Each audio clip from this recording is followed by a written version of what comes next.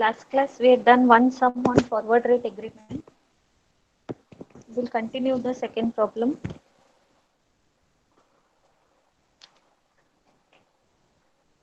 So for the forward rate agreement, the formula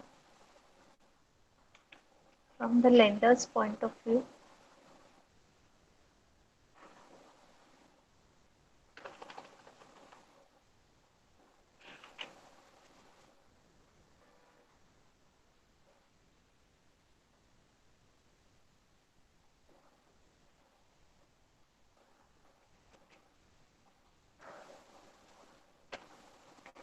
these are the two formulas. First we'll see what all is given. A company enters into a forward rate agreement that specifies that it will receive a fixed rate of 6% on principal of 5 lakh. So fixed rate of 6% means the interest rate will be 6%.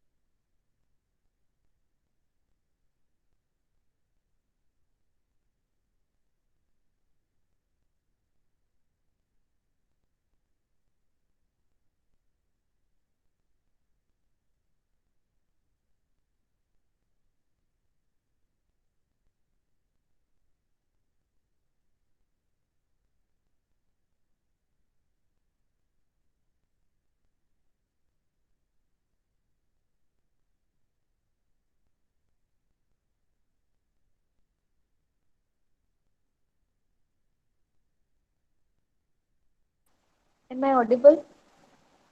Yes, ma'am. This 5 lakh is the notional principal L, which is 5 lakh. Time, that is T2, is 3 months, and T1 will be 0 always because that is as of today. If the 3-month LIBOR rate proves to be 5%, so this is the market rate. If the market rate proves to be 5%, we have to find the cash flows for the lenders and the borrowers. So first we'll do it for the lender.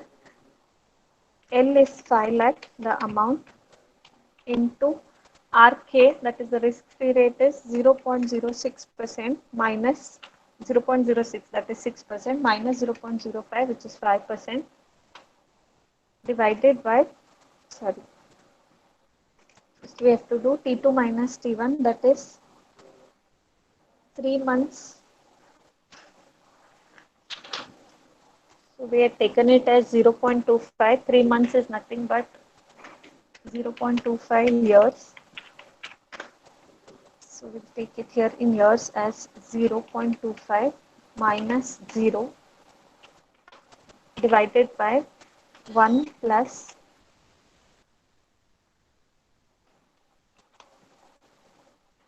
RM, that is 0.05, into T2 minus T1, that is 0.25 minus 0. So to solve this to get the value of the cash flows,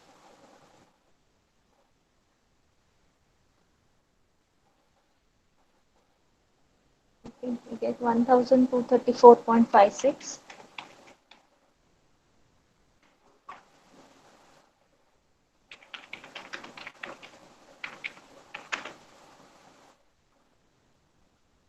If anybody is trying it, just cross check if you're getting the same answer.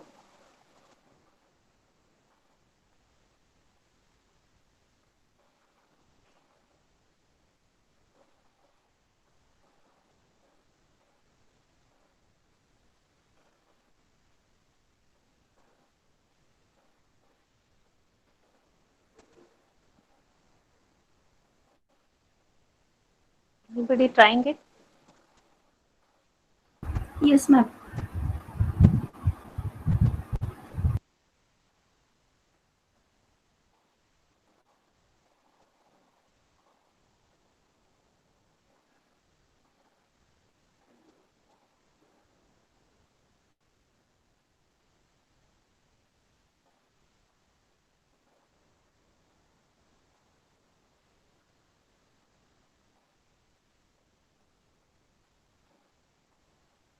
Yes, Ninat has got the answer. So it's correct. 1234.56. Let's go from the borrower's point of view. The principal amount is 5 lakh into RM. So now the market rate is 0.05 minus RK, that is 0.06, into T2 minus T1. T2 is 0.25 minus 0, that's the time period. The whole divided by 1 plus Rm, that is 0.05, into T2 minus T1, 0.25 minus 0. So you will get the same answer, but now you will get minus 1234.56, because here we do 0.05 minus 0.06, which is minus 0.01, and minus, when you multiply with something, the sign becomes minus itself. So the cash flow from lender's point of view is positive. The lender is gaining 1234.56, and the borrower is losing 1234.56. So one person gains, the other loses. In the previous problem, the lender was losing and the borrower was gaining because the market rate was high and the contract rate was less. Here the contract rate is more and the market rate is low. So this is how forward rate agreement problems are done. Now we'll go to the problem of how to determine a zero rate. These sums which I am doing now are usually a 10-mark problem, or sometimes in a few papers it has also come as a case study. Maybe in only one paper or two it has come. So you need to concentrate and listen carefully, because it's very important part that I am discussing, and it is not easy. So it's going to go a little tough also. If you listen carefully, then things will go easier.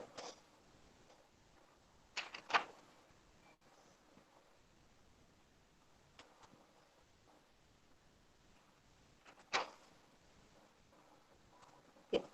So if you look at the problem, they've said determine treasury zero rates from the following data. So they've given you 5 bonds. These are 5 different bonds.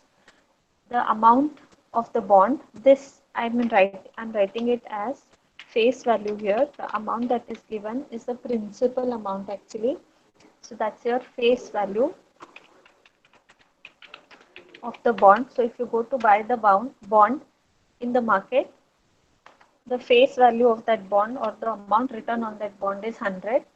This is time to maturity in years. So 0.25 years means 3 months, 0.5 years means 6 months, 1 year, 1.5 years means 18 months, and 2 years means 24 months. So this is in years. They've given you the annual coupon in percentage. So that is, for the first 3 bonds it is 0. Coupon means interest rate. Okay, for the first 3 bonds it is 0, and for the last 2 bonds it is 8% and 12%. And then they've given you the bond price. Now what is the bond price? The bond price is nothing but the market price.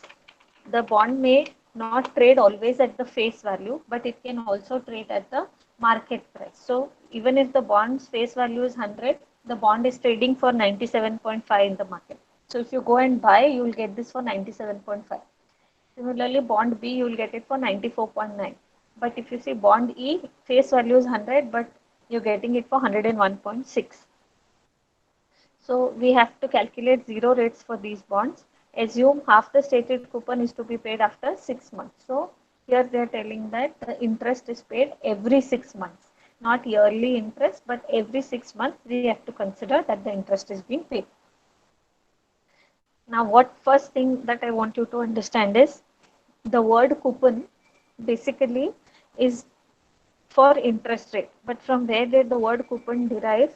In the initial days when trading was not happening on digital form, people used to buy bonds, and once they used to buy bonds, they used to get coupons from the company for their interest rate. So suppose you have bought a bond for 2 years and every 6 months I have to give you interest rate, then I would have given you 4 coupons.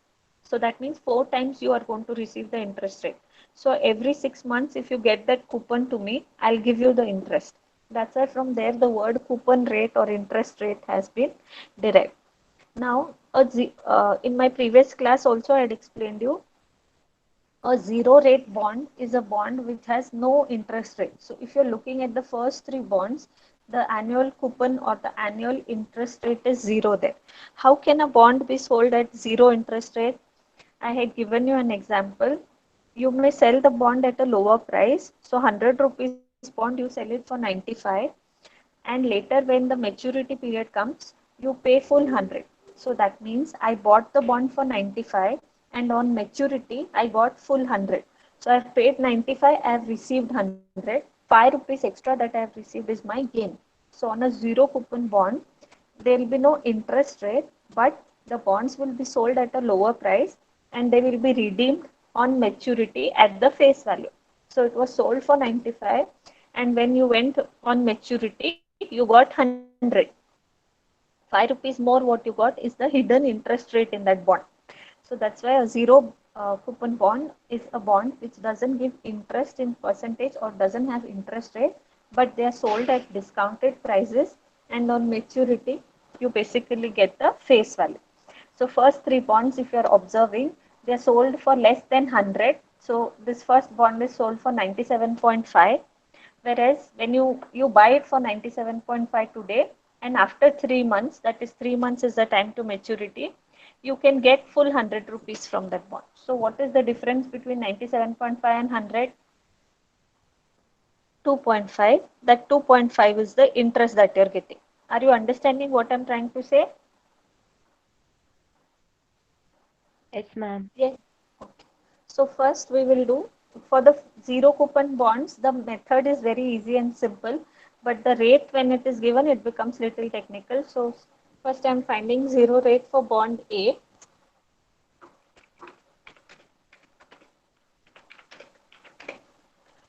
Okay, so what we will do first is we will write the face value of bond A.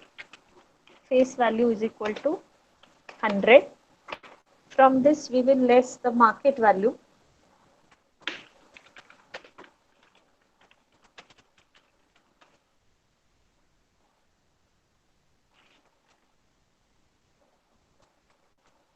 How much is the market value for bond A?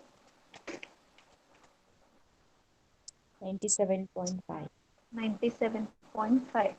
So we'll less that. You will get the gain from the bond 2.5. 2.5. Now this gain is for a 3 month bond. So 0.25 years means it is for 3 months. So in 3 months you will get 2.5 rupees. But if this bond was for 1 year, how much would be the gain? So I will write here yearly gain is equals to 2.5 into how many 3 months are there in a year? 3 months 4, means ma'am. one 4 quarter. into 3 months means one quarter. There are 4 quarters. So actually I have to multiply it 4 times if I want yearly gain. So 2.5 I'm getting every 3 years. So 4 times I will get 3 months. So 2.5, 2.5, 2.5, 2.5. In a year, 4 times I will get 2.5 rupees. So 2.5 into 4 if I do, I'll get the yearly gain which is equal to 10 rupees. So 10. huh, this is the yearly gain of the bond. Okay, till here any doubts anybody? First I did face value, from that I minus market value. Whatever gain I got, I checked for how much period it is. It is not yearly gain, but it is every 3 month gain. So I converted the gain into yearly. Every 3 month 2.5 means in a year I'll get 4 times 2.5, which is equal to 10 rupees total gain for the year. Now we will find the zero rate, or we will find the yield. Yield is nothing but something that you earn on a particular bond. How much you are earning on the bond in a year? 10 rupees divided by, for how much you had bought the bond, the market price 97.5 into 100. If you do, you will get the yield for the bond. Okay, if you want, I'll write the formula for yield so that later you can refer. Yield is equals to yearly gain on the bond divided by market value of the bond into 100. Okay, so yearly gain is 10 rupees. Market value is 97.5. into 100 if I do, I'll get the yield. Can anybody tell me what would be the yield? 10.27. 10.25. 10.25%. Now this 10.25% is the normal rate, but the zero rates are always continuously compounded. They cannot be the normal rate. So how to convert a normal rate into a continuous compounded rate? What we have to find? R2, ma'am. R2, correct. So we have to find R2. And what was the formula for R2? It was M into natural log of 1 plus R1 divided by M. I hope you all remember this. We have done many times in the first unit. The same I'm doing it. We're finding R2 because this is normal rate. Zero rates are always continuously compounded. So we convert the normal rate into continuously compounded. So R2 is equals to M. Now here M is what? 3 months. 3 months in a year, 3 months. So how many 3 months you will get? 0.25. No, it is 4. 0.25 in a year. Four. So 4. Actually, M is 4. It is getting compounded 4 times in a year, every 3 months. So how many times? 4 times in a year. So here M is 4 because it is quarterly compounding. In 3 months, you're getting interest. So 4 times in a year. So 4 into natural log of 1 plus R1 upon M. So R1 we have found out it is 10.25%. So that is 0.1025 divided by M is 4 times in a year because we are getting the bond is for 3 months and 4 times in a year you will get the gain. So R2 will be equal to 4 into natural log of 0.1025 divided by 4 plus 1.025625. So if I find the natural log of this,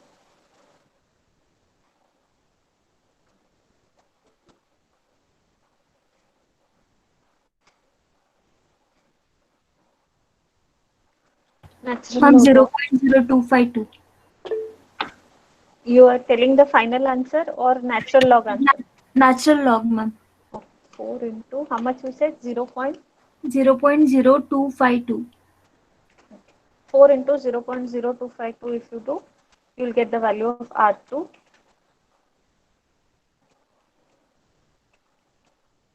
That is 0.1011. 0.101.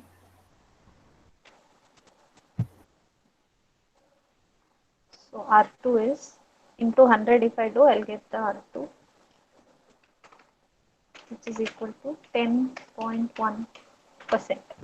Okay, so if you see the normal rate was 10.25%, the yield that you got was 10.25%, but we need to convert it to continuously compounded. So after continuous compounding, the zero rate for bond A is 10.1%. Is that clear how we did it for bond A?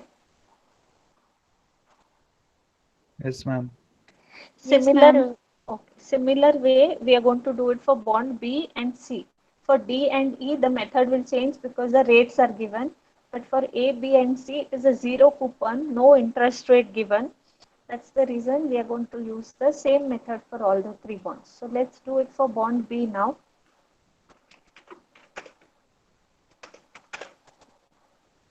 So bond B, first we'll see the face value.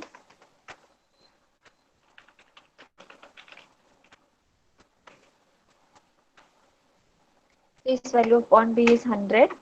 From this we will less the market value.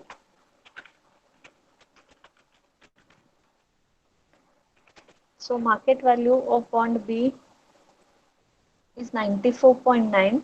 So we'll take that and minus it. 94.9. So you will get the gain. 100 minus 94.9. The gain is 5.1. 5.1. Okay, now this gain, see here what is the time for bond B? It is 0.5. 0.5 means 6 months, half yearly. So you are going to get this 5.1 every half yearly. So that means in a year, how much are half yearly? 2 times. In a year, the two times you will times, get ma'am. 6 months. So yearly gain is equals to 5.1 into 2 times we are going to do, or into 2 or 6 months you can say, or 2 halves, because it is half yearly. So 5.1 into 2 is 10.2. So this is your yearly gain. After we get the yearly gain, we can find the yield. So here I had given the formula for yield. How we do yield? Yearly gain on the bond divided by market value of the bond into 100. So yearly gain of the bond we know is 10.2 divided by market value of the bond is 94.9 into 100. So see how much you get the yield. 10.74. 10.74.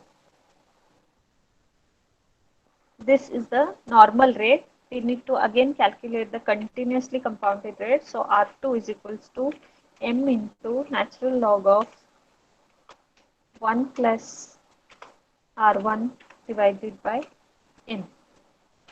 So now here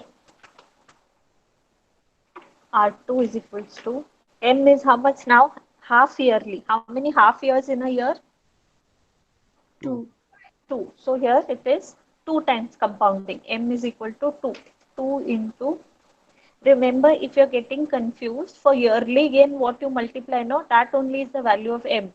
Here yearly gain 5.1 into 2 we did, so M will also be 2. In the previous bond, yearly gain 2.5 into 4 you did, so M is 4. Okay, so to find yearly gain, you multiply it by how many times, that is the value of M. So 2 into natural log of 1 plus R1 is 10.74, which is nothing but 0.1074 divided by M is again 2. So can anybody tell me the final answer that you get? 10.46, ma'am. Correct. 10.46%.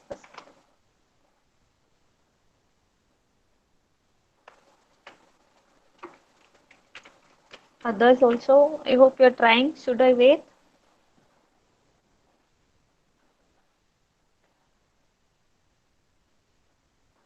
Yes, ma'am. 10.46. Okay. Similar way, we have to do it for bond C. So let's do it for bond C now. Face value is equal to, face value of bond C is also 100 less market value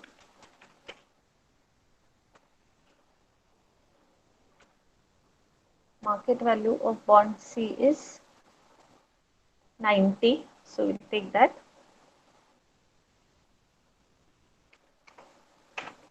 So you get the gain 10. Okay. Now bond C is for 1 year. So it is full 1 yearly compounding, right? You need not multiply it with anything now. So 10 rupees is your yearly gain. 10 rupees into 1 time. Once in a year you're going to get. So once in a year means 1 time, which is equal to again 10. When it was quarterly, 4 times. When it was half yearly, 2 times. Now it is yearly. That means only once in a year you will get 10 rupees. So this is your yearly gain. Is that clear?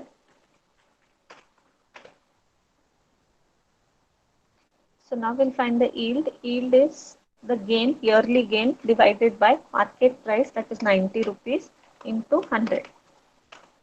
So 10 divided by 90 into 100, you get yield as 11.11%. All of you getting it? Yes, Yes, ma'am. ma'am. Yes, ma'am. Now we'll find R2. R2 is equals to M. Now M is how much? Anybody can tell me? 1. 1. One. Correct. 1. Yeah, because only once in a year we are getting. This is a yearly bond. So 1 into natural log of 1 plus R1, that is 0.1111 divided by M, which is again 1. So find the natural log of 1.1111. You will get the value of R2. 10.53, ma'am. Correct. 10.53% is the value of R2. So we have found the natural log of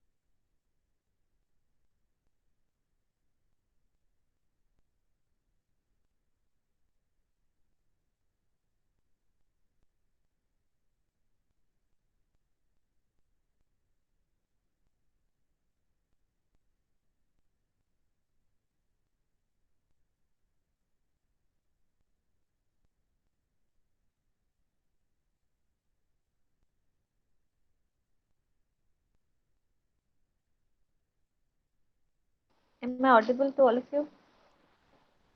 Yes, ma'am. Ma'am. Now we'll go for bond D. Now, as I had told you, bond D is not usual. We have to do different method for it because there is the interest rate given. So for bond D, what we do is we use a different formula. Little the process is different. So let me just show you.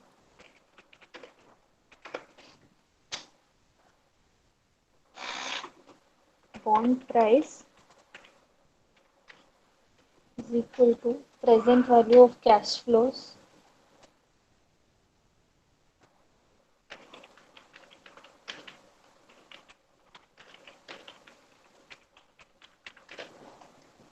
okay. We are going to use this logic and solve it. So what we are going to do is we are going to find the present value of cash flows. Bond price is equal to present value of cash flows. Now to find the present value of cash flows, we need the rate of interest. So I'll put it in the equation and you'll understand what I'm trying to do. In the equation, we don't have the rate. And when we find that rate, we are basically finding the bond price.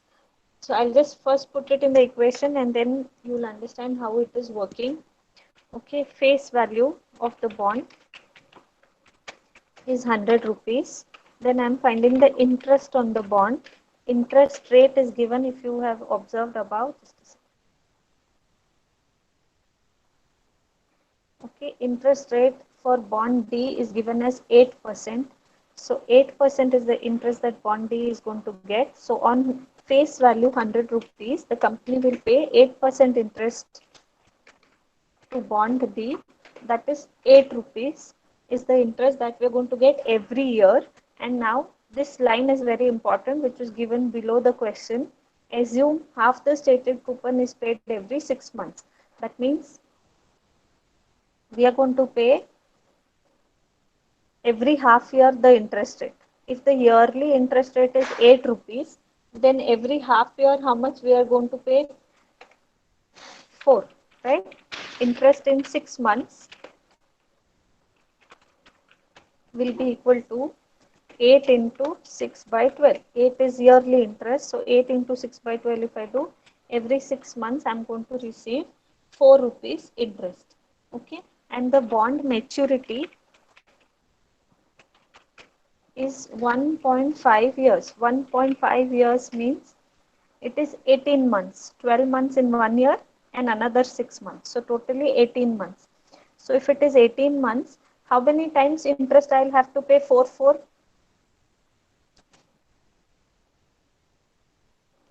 3 times? Yes or no? 3 times, ma'am. 6 months, there are 3 times in 1.5 year. So in 1.5 year, I have to pay 4 rupees 3 times. Okay, so now I will use this equation. Bond price is equals to present value of cash flows. Bond price is nothing but the market price of the bond. See here, last column in the question, I have given there bond price, which is also the market price. So bond price for bond D, we will see it is 96 rupees. So bond price, I'll take it as 96 is equals to, I want the present value of cash flows. Present value of cash flows means whatever interest I'm going to receive, I have to find its present value. So in the first 6 months, I'm going to receive 4 rupees. To find the present value, I have to do e raised to minus RT. So I have to do e raised to minus RT here to find the value.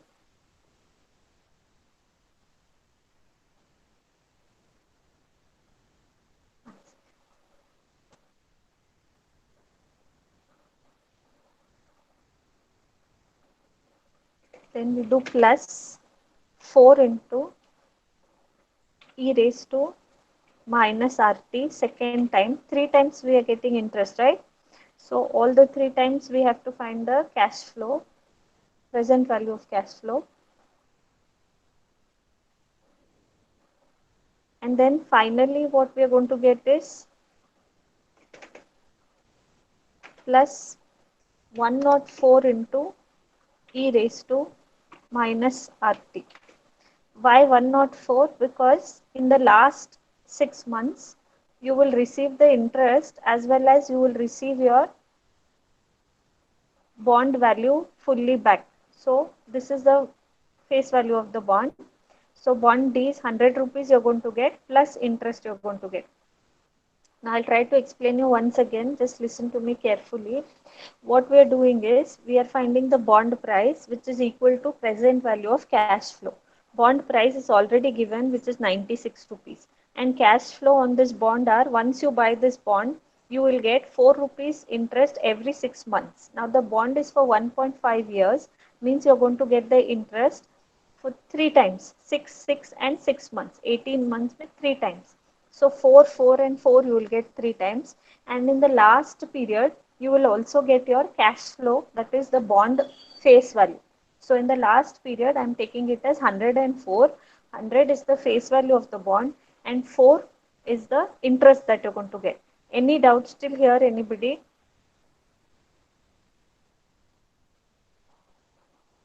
No, ma'am. Okay. Now what we'll do is we'll write 96 is equals to 4 into e raised to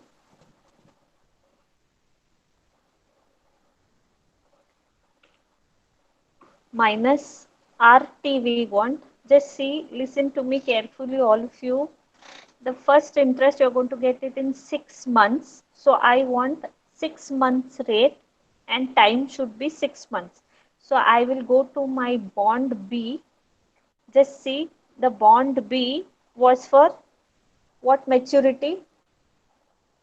Half year. That means bond B was for 6 months maturity. Okay, so bond B's rate that we found, we can use it as 6 months zero rate. So bond B's rate was 10.46. So I'm taking it here as e raised to minus 0.1046, that is 10.46 into 6 by 12. Why I took bond B rate? Because bond B had a maturity of 6 months. So when we found its rate there, it was actually the 6 month zero rate that we have found. Are you getting the logic, all of you? Yes, ma'am. Okay, now we'll do it for the next plus 4 into e raised to minus. Now what rate I should be taking? The second interest I'm going to get after 1 year. Okay. The first interest I got it after 6 months. Second interest another 6 months will go, means after 1 year I'm going to get.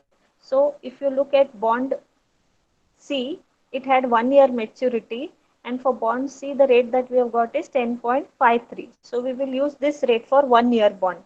So that is 0.1053 into 1 year, that is nothing but 12 by 12. Okay.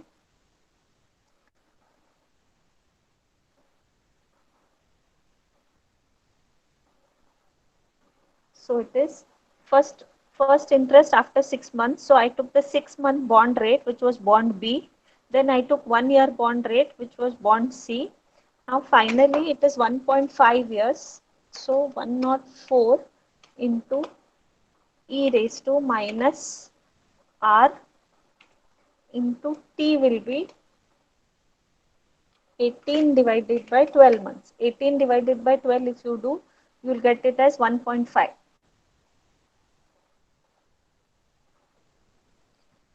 Why I have taken here R? Because I don't know the 1.5 year bond rate.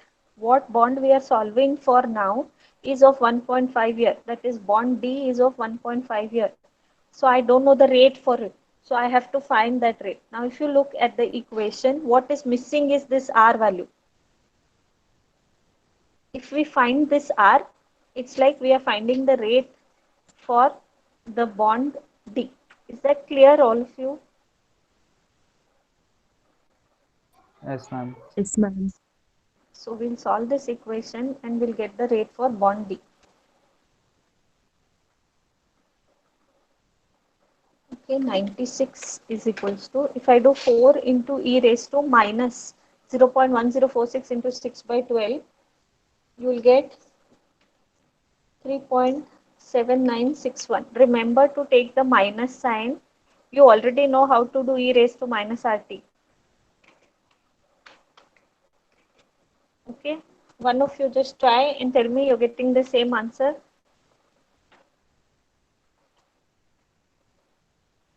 Yes, ma'am. Yes, ma'am. Okay, then the second we will do 4 into e raised to minus 0.1053 into 12 by 12. 12 by 12 is 1 year, so it's e raised to minus 0.1053 you do and multiply it with 4.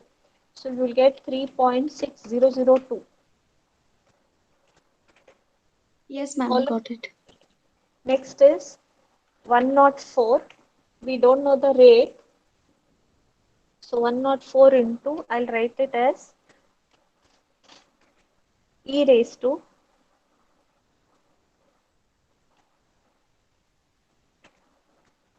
minus 18 by 12 is 1.5. So I'll write it as 1.5 R. So I have to do e raised to 1.5 R, which I don't know what is the value of R, and that is what we are going to find.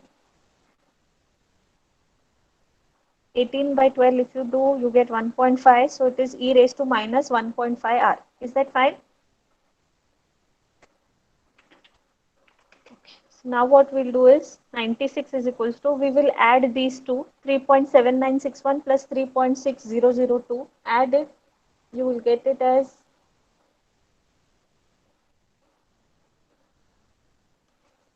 3.796, 7.3963. 3963. 7.3963 plus your this 104 into e raised to. Now if I take this 7.3963 that side, it will become minus.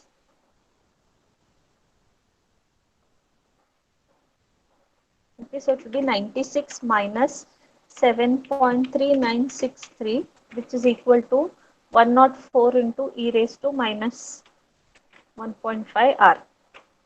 Okay, you minus it and see how much you get. 88.6037. 88.6037 is equal to 104 into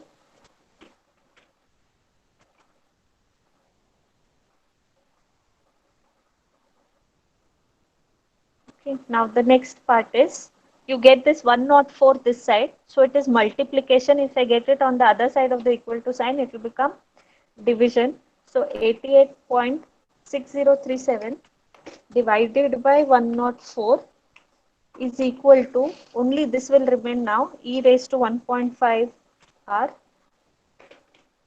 So you divide and see how much you get. 0.8519. 0.8519 is equal to,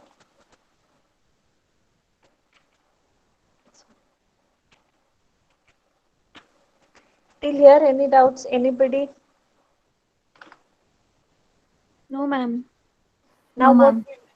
now what we'll do is we will get this e on the other side. If you get the e on the other side of the equal to sign, it will become natural log. Okay, so e is shift ln, it is exponential, it's continuously compounded. If I get e on the other side of the equal to sign, it will become natural log. So it will be ln of 0.8519 is equal to 1 minus 1.5 R. Is that okay? This raised to is come down now. E I have taken it on the other side, so it has become natural log. Is that clear till here, everybody? Yes, ma'am. Okay, now you find the natural log of 0.8519. You will get it as minus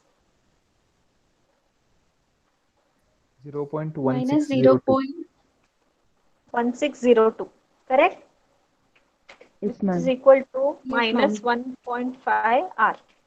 Now if I get this 1.5 this side, it will become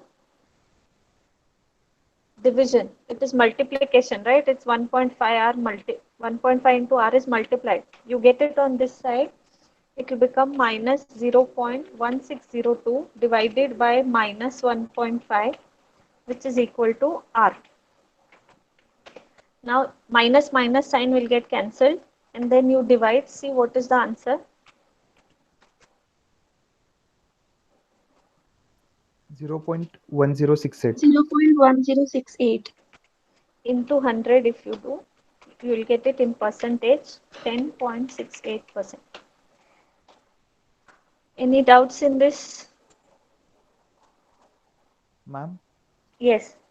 ma'am, can we solve it directly by entering into the scientific LC, Yes, or you we have to can. show the No, no, steps? no need to show the steps. You can do it directly. I showed it because everybody may not be good at maths and from engineering background. So how it went and gradually how it. So later when you read also it will be easy. You can Okay, do it ma'am. directly on the calci also and find the value of R. Yes, ma'am. Thank you, ma'am. At least maybe you show one or two steps in exam directly equation and answer, then the evaluator may feel you have copied the answer from somewhere. So at least till here you get it, 96 is equals to this much, and then Yes, finally ma'am. you write the R answer. Okay, ma'am. Uh, Everybody, is it clear? Anybody wants me to repeat it? Any doubts?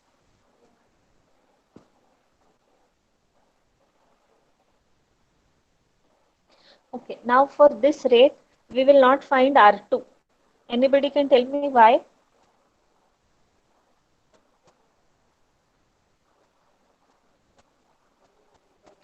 Because this is already the continuously compounded rate. What we have found in the equation is e raised to minus R. So anything that we take e raised to, we always take the continuous compounded rate only. So what you have found is the answer only is continuous compounded. And when you do normal to continuous compounding, you usually take the natural log. So here if you see in the steps, we are also taking the natural log.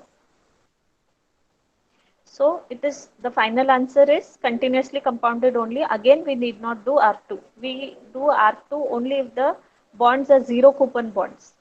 But if it is having interest rate and we are doing it in this method, then we not find the R2 again. Is that clear with bond D, all of you?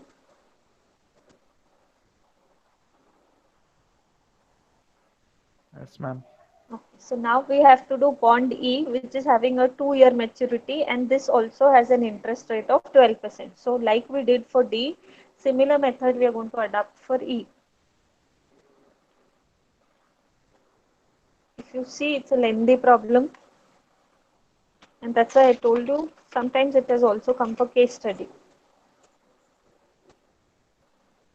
Bond E is equals to, first we're doing it for bond E. First we'll write the face value of the bond.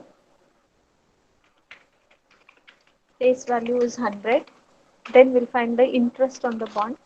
Interest is 12%. So on 100, 12%, which is equal to 12 rupees. We are going to pay interest in every 6 months. So 6 months interest rate we want now. So 12 into 6 by 12, which is equal to 6 rupees. So this is the half yearly interest amount. Now again we do the same equation. Okay, we'll write the maturity also. Maturity is 2 years. So can anybody tell me how many half yearly periods you will get in 2 years? Ma'am, 4. 4. So Four. we are going to 4. get the interest, 4. So we are going to get the interest 4 times, 6 rupees, 4 times we are going to get. So we will use the same equation. Bond price is equals to present value of cash flow. So bond price, we'll check. Bond price is 101.6. So 101.6,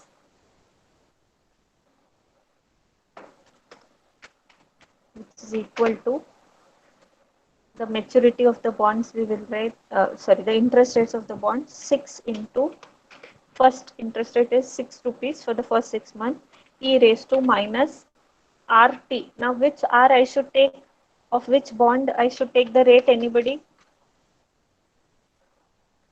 See, these are the maturities of the bond and I want first 6 months rate. So which bond I should take? A, B, C, D? B, ma'am. B. B, because B has 6 months maturity. So bond B's rate is 10.46%. So E raised to minus 0.1046 into 6 by 12, because it is 6 months. Okay, plus the second 6, that is the second interest rate, into E raised to minus, now I will take the rate of bond C, because bond C had a maturity of 1 year and I want 1 year rate. So it is 10.53. So it will be 0.1053 into 12 by 12. 12 by 12 will give me 1 year rate. Plus the third time interest. 4 times I am going to receive interest. E raised to minus.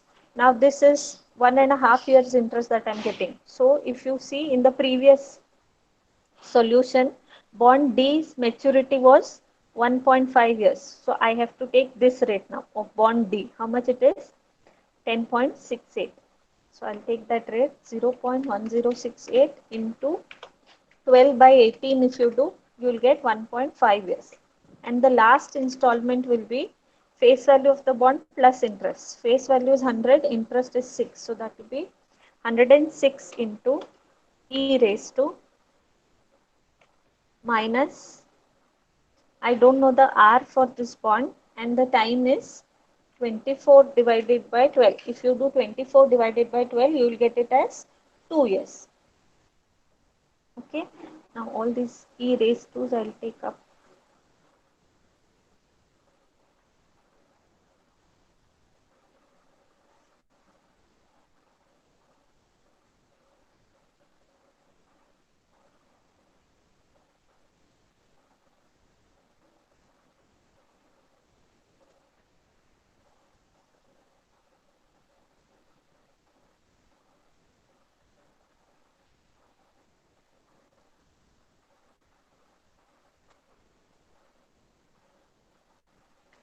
Okay, so we'll solve it. 101.6 is equal to the first E raised to value. If I do 6 into E raised to minus 0.1046 into 6 by 12, if we solve it, we get 5.694 plus the second one. If you solve 6 into E raised to minus 0.1053 into 12 by 12,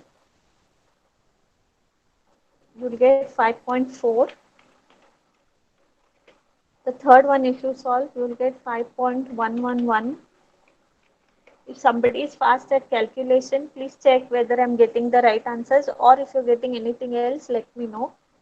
The last one is 106 into E raised to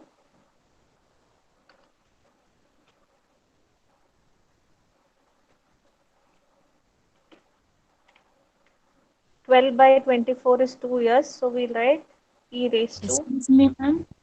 yeah, tell me. Ma'am, in third year it is 12 by 18 or 18 by 12, ma'am. Sorry, Third year. 18 by 12. 18 by 12.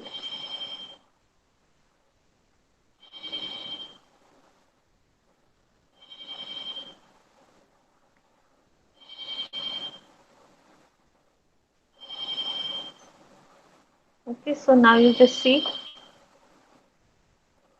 add all this, 5.694 plus 5.4 plus 5.111. If we add all that and minus from 101.6, you will get 85.395 is equal to 106 into this one.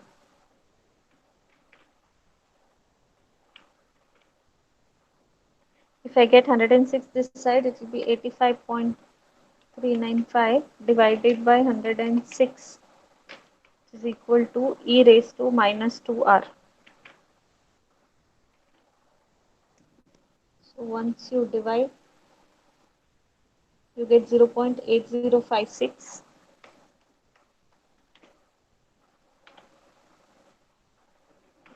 is equals to E raised to minus 2R. If I get E this side, it will become natural log. So ln of 0.8056 is equals to minus 2R. So R will be equal to